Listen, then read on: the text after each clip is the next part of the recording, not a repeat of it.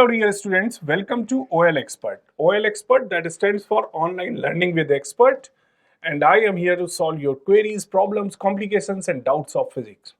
We were studying ray optics and we have studied about the refracting telescope as well as we have studied about the microscopes.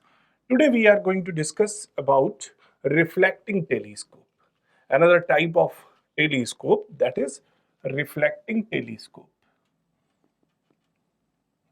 Reflecting telescope. What is the need of reflecting telescope? When there was already refracting telescope, astronomical telescope, then what was the need of reflecting telescope? क्या जरूरत पड़ गई इसकी? There must be some of the drawbacks with the refracting telescope. That's why this type, reflecting type telescope, came into the light. It was constructed by, of course, Newton, so known as Newtonian telescope, also known as Newtonian telescope. So let's try to understand what is the need of reflecting telescope, why it came into the existence, and how it works. Though there is a not derivation in your book for reflecting telescope, but there is a working of reflecting telescope and as well as construction also. So let's start today's session. First of all, we will discuss about refracting telescope and reflecting telescope's difference, right? Means why we choose a reflecting telescope. What are those drawbacks in refracting telescope that due to the reason Newton implemented reflecting telescope. Okay. So refracting telescope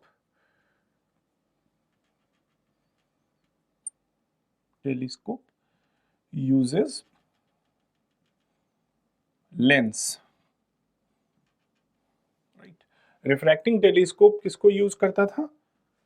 lens को, right? While reflecting telescope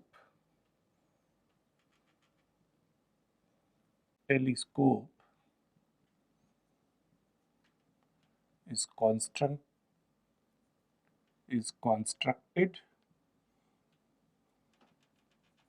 with the help of mirror. With the help of mirror, right? अब mirror को use करने का क्या फायदा है? जो बहुत ही इजीली हम बता सकते हैं एडवांटेज, वो कुछ एडवांटेज हैं, जैसे mirror is cheaper, cost effective than lens.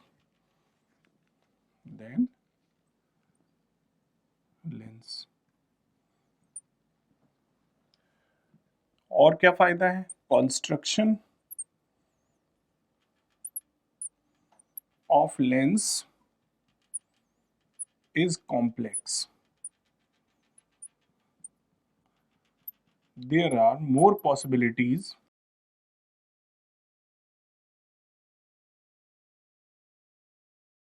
of errors while constructing lens in comparison to plain mirror.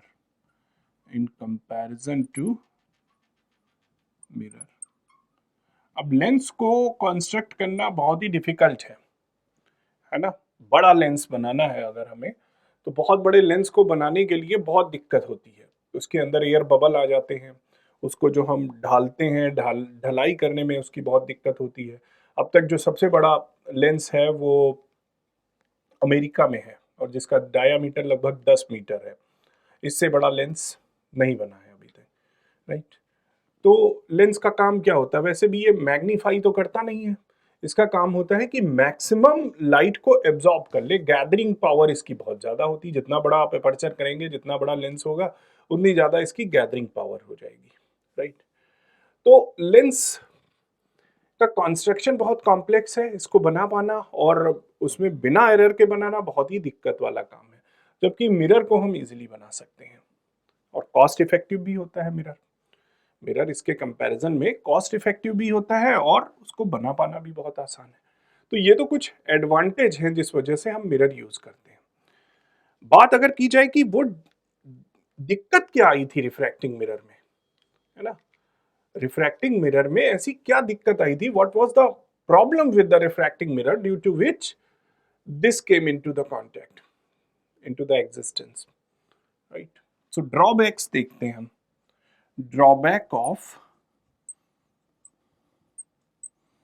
Drawbacks of refracting type telescope. अच्छा, लेंस में रिफ्रैक्शन होता है, मिरर में रिफ्लेक्शन होता है। तो यहाँ पे जब लेंस यूज करते थे तो रिफ्रैक्शन का फिनोमिना यूज होता था। अब जब रिफ्रैक्शन का फिनोमिना यूज होता था तो मेन दो प्रॉब्लम आती थी। पहली प्रॉब्लम क्या थी, एक तो थी स्फेरिकल एबिरेशन। क्या होता है अभी समझते हैं। दूसरी प्रॉब्लम क्या थी, क्रोमैटिक एबिरेशन। ये दो प्रॉब्लम्स थी। इनको समझते हैं कि ये हैं क्या प्रॉब्लम जिनकी वजह से हम रिफ्लेक्टिंग टेलीस्कोप यूज करना स्टार्ट किए। तो पहले समझते हैं कि ये क्रोमैटिक एबिरेशन है क्या। क्रोमैटिक एबिरेशन, तो रिफ्रैक्टिंग टेलीस्कोप में हम लेंस को यूज करते हैं। ये लेंस है, राइट। अब जब लेंस को यूज करते हैं और कोई लाइट रे आके इस पे स्ट्राइक हुई, मान लो ये लाइट रे स्ट्राइक हुई, फिर ये ऐसे जाती है। अब ये पार्ट अगर हम देखें तो ये पार्ट एक लेंस की तरह काम करता है। ये जो लेंस का पार्ट है ये एक प्रिज्म की तरह काम कर रहा है। लेंस का ये पार्ट एक प्रिज्म की तरह काम कर रहा है ना भाई। ये प्रिज्म है, इसमें कोई लाइट रे आई, स्ट्राइक हुई, स्ट्राइक होने के बाद रिफ्रैक्ट हुई, ठीक। अब जब रिफ्रैक्शन होता है, जब रिफ्रैक्शन होता है तो इसमें डिस्पर्जन होता है। क्या होता है, डिस्पर्जन का फिनोमिना अकर करता है। डिस्पर्जन का फिनोमिना क्या है कि लाइट रे जो है ये अपने कॉन्स्टिट्यूएंट कलर्स में डिस्ट्रीब्यूट हो जाती है। जो इसके कॉन्स्टिट्यूएंट कलर है विबग्योर, है ना। when light ray strikes on surface of lens, phenomena of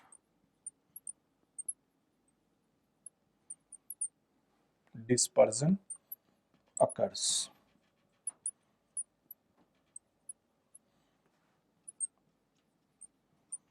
And light ray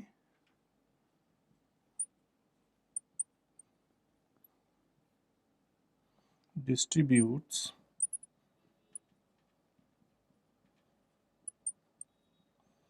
into its constituent colors.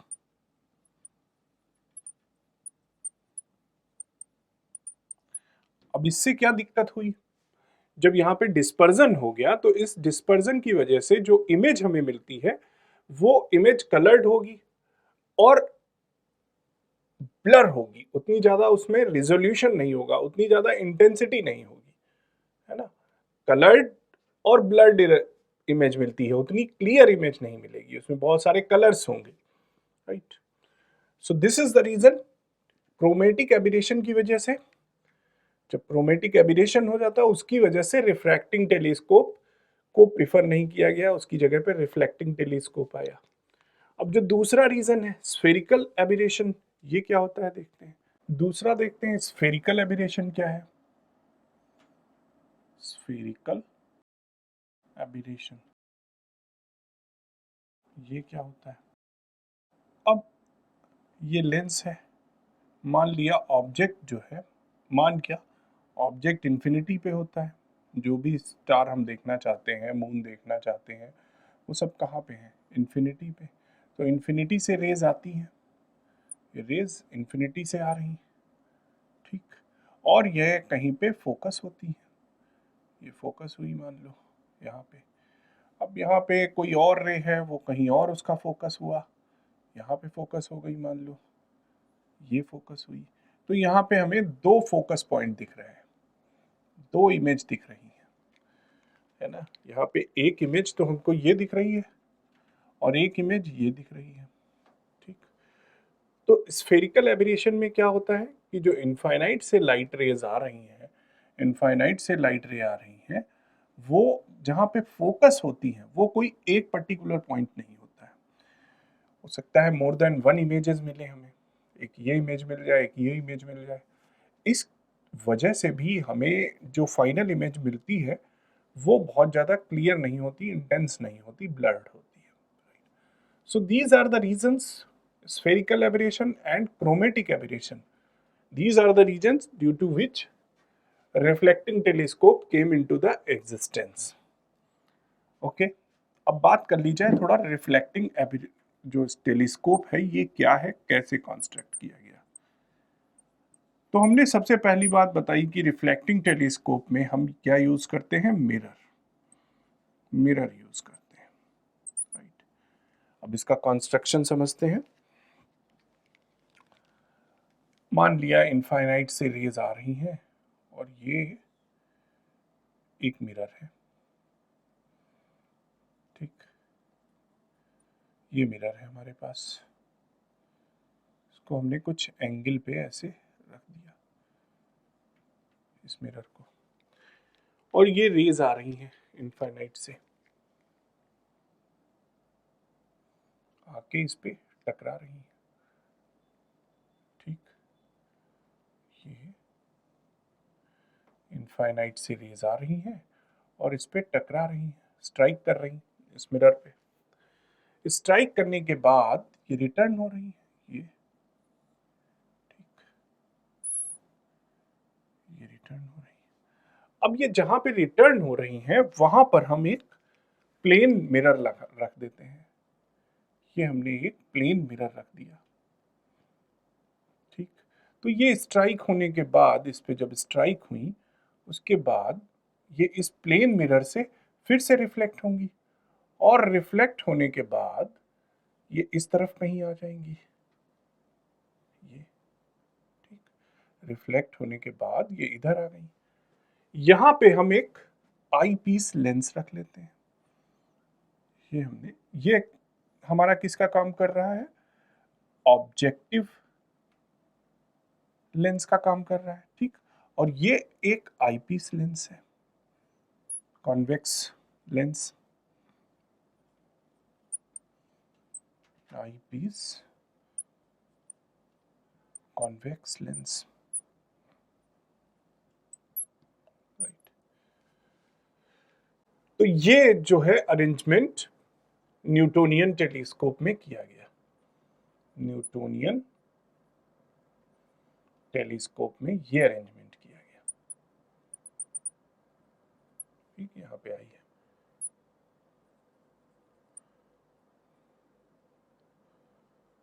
ये न्यूटोनियन टेलीस्कोप में अरेंजमेंट किया गया।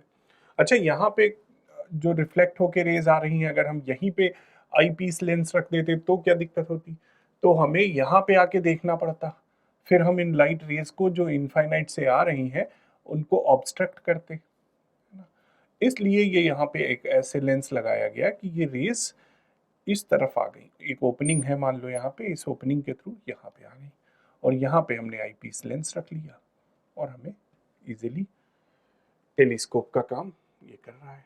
बाकी का प्रोसेस वही है जो रिफ्रैक्टिंग टेलीस्कोप का है, इसके आगे का प्रोसेस सेम है जो रिफ्रैक्टिंग टेलीस्कोप में होता था। मेन हमारा काम क्या था कि हम वहां पे क्या करते थे, ऑब्जेक्टिव लेंस जो रेज आती थी उनको गैदर करता था और एक इमेज फॉर्म कर देता था। यही इमेज जो फॉर्म होती थी, ये इमेज किसका काम करती थी, ऑब्जेक्ट का काम करती थी आईपीस लेंस के लिए। तो ऑब्जेक्ट मिल गया, अब आईपीस लेंस के आगे का काम सेम वही है जो हम टेलीस्कोप में पढ़ चुके, राइट।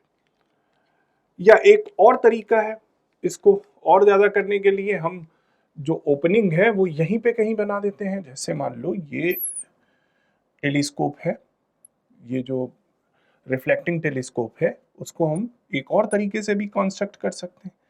इसमें क्या करें, हम यहाँ पे ओपनिंग बना दिए, ये ओपनिंग बना दिए, ठीक। अब जो रेज आई इससे स्ट्राइक हुई, स्ट्राइक होने के बाद रिफ्लेक्ट हुई, ठीक, ये रिफ्लेक्ट हुई और यहां पे हमने मिरर लगा दिया। इस मिरर से रेज स्ट्राइक होने के बाद वापस लौटी, ठीक, और इस ओपनिंग से बाहर निकल आई। इसी ओपनिंग से बाहर निकल आई, यहां पे हमने आईपीस लेंस लगा दिया। इस आईपीस लेंस के थ्रू अब हमें टेलीस्कोप की तरह ये काम करेगा, रिफ्लेक्टिंग टेलीस्कोप का। तो ये अरेंजमेंट भी हम कर सकते हैं, ठीक, ये न्यूटोनियन अरेंजमेंट है। और एक अरेंजमेंट ये भी कर सकते हैं हम कि यहाँ पे ओपनिंग बना दें, इस ओपनिंग से रिफ्लेक्टिंग रेज जो है आईपीस लेंस के थ्रू पास होंगी, right. So this was about the reflecting telescope. इसका डेरिवेशन आपके सिलेबस में नहीं है, सिर्फ कंस्ट्रक्शन और वर्किंग है। सो होप कि आपको रिफ्लेक्टिंग टेलीस्कोप समझ में आया होगा। With this I would like to wind up this session over here. We'll meet in the next session. Till then, take care of yourself. Have a great time. Thank you.